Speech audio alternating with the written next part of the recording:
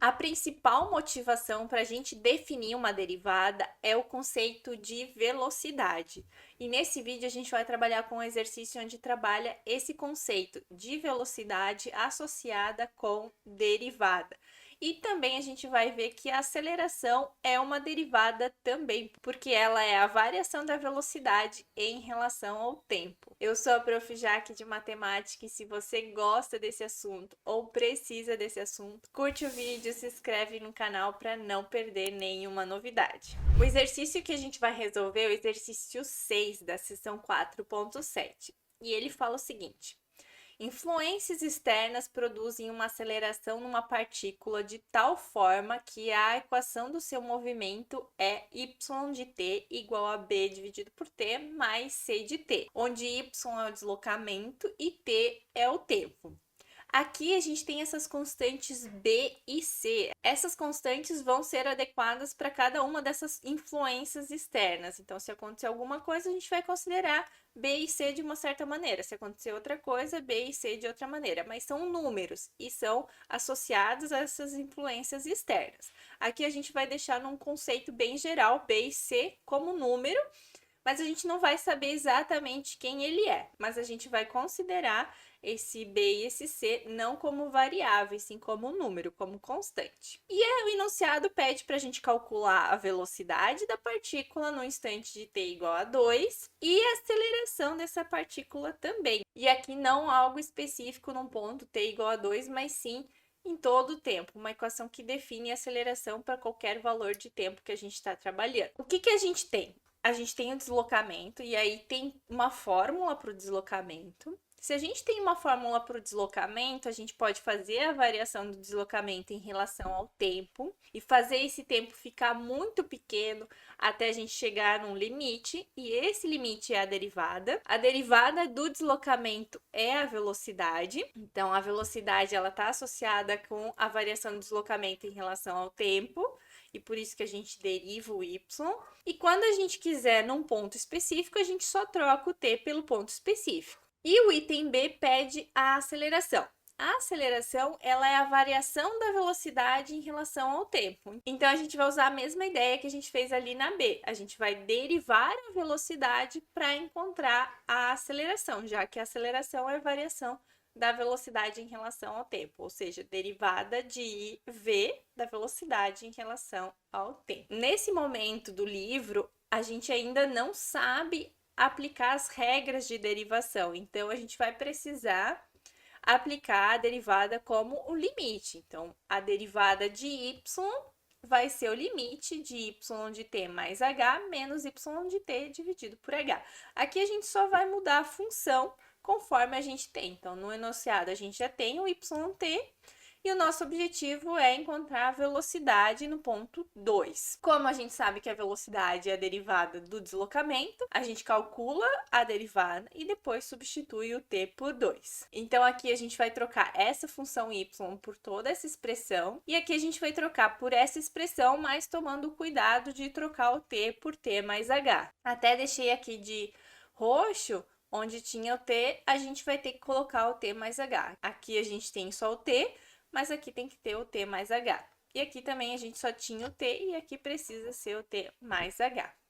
O resto mantém igual, o sinal de menos, a divisão por h, o limite de h ainda zero. A gente vai manipular isso aqui porque a gente precisa, para conseguir resolver esse limite, a gente precisa em algum momento simplificar esse h que está aqui no denominador. Porque se a gente for fazer h ainda zero, aqui vai ficar b dividido por t, que vai cancelar com esse b sobre t, e aqui vai ficar c vezes t, que vai cancelar com esse c vezes t. Então, vai ficar zero dividido por zero. E aí, a gente tem uma indeterminação. Então, em algum momento, eu preciso cancelar esse h com o h que está aqui no numerador, e a gente precisa manipular essa expressão para chegar nisso. Então, a primeira coisa que eu posso fazer é a distributiva, aqui ó, c vezes t, c vezes h, c vezes t, c vezes h. E aqui eu já também coloquei o sinal de menos, né, interferindo aqui nos dois termos. E eu posso cancelar esse c de t nos dois lugares. Sobra esses três termos aqui. Eu vou trazer esses três termos para cá e a gente vai precisar manipular. A primeira coisa que eu vou fazer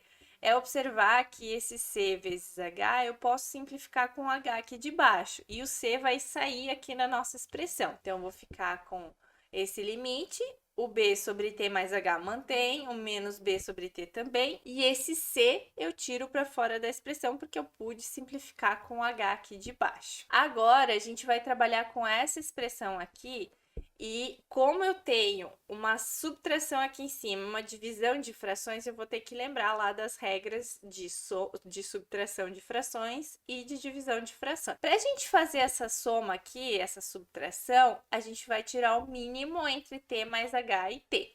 Quando é variável, o mínimo a gente considera como sendo a multiplicação entre os dois. Então, t vezes t mais h. T vezes t mais h dividido por t mais h sobra apenas o t, vezes o b que já estava ali em cima. T vezes t mais h dividido por t sobra apenas o t mais h, vezes o b que já estava ali em cima, com o sinal de menos, mantém, dividido por h. Se a gente fizer a distributiva, o que vai aparecer aqui? Menos bt, menos bh. E esse b de t com esse vai cancelar. Então, a gente vai ficar com essa expressão aqui. Menos b vezes h, dividido por t vezes t mais h, dividido por h. Divisão de frações, a gente inverte o segundo. Então, por mais que não tenha aqui, a gente tem o h dividido por 1. E aí, quando eu inverter, vai ficar 1 dividido por h. A expressão do numerador vai se manter igual. E a gente pode agora simplificar esse h com esse que estava aqui, né,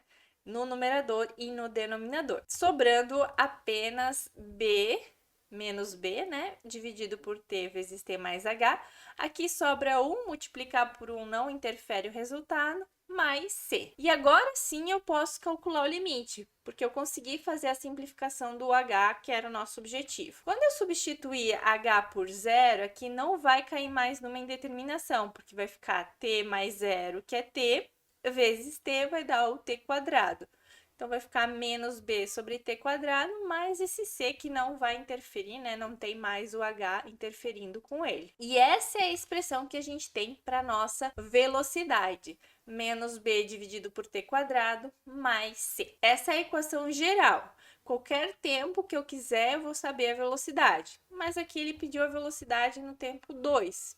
Então, a gente vai trocar o t por 2 e a gente conclui que a velocidade, quando o tempo é 2, vai ser menos b sobre 4 mais c. Vai depender das constantes, porque as constantes fazem parte ali do nosso deslocamento. Assim, a gente fecha o item A e a gente vai para o item B, que pede para a gente calcular a aceleração. Como a aceleração é a variação da velocidade sobre o tempo, a gente vai derivar a velocidade em relação ao tempo. Significa que a gente vai ter que calcular esse limite.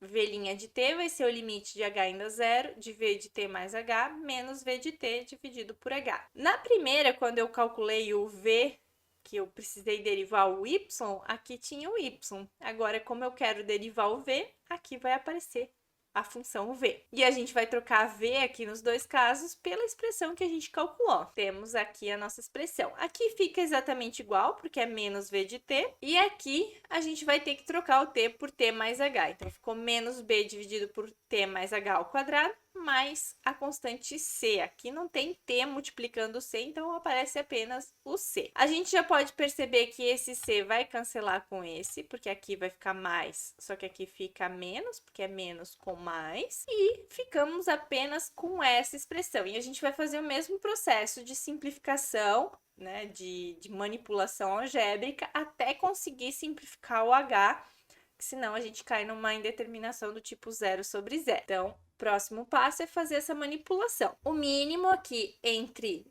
t quadrado e t mais h ao quadrado vai ser a multiplicação deles. Aí, quando eu dividir esse termo por esse t mais h ao quadrado, fica apenas o t quadrado, que eu multipliquei aqui pelo b. E aqui é a mesma coisa, t quadrado vezes t mais h ao quadrado, dividido por t quadrado, sobra apenas o t mais h ao quadrado, que multiplica esse b. Esse h aqui, eu já fiz o processo de divisão de fração. Eu já somei e dividi ao mesmo tempo. Só que a divisão é inverter a fração de baixo, então multiplicar por 1 sobre h para facilitar ali o nosso processo, ficar uma expressão um pouquinho menorzinha. Ainda não consigo simplificar o h, então a gente vai trabalhar com essa expressão aqui no numerador.